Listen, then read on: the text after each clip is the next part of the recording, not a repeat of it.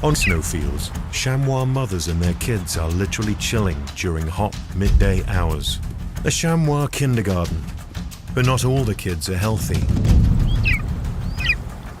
The weakened chamois kid seeks warmth while the others are still playing in the snow. As the herd moves on, he's left behind. The eagle has noticed.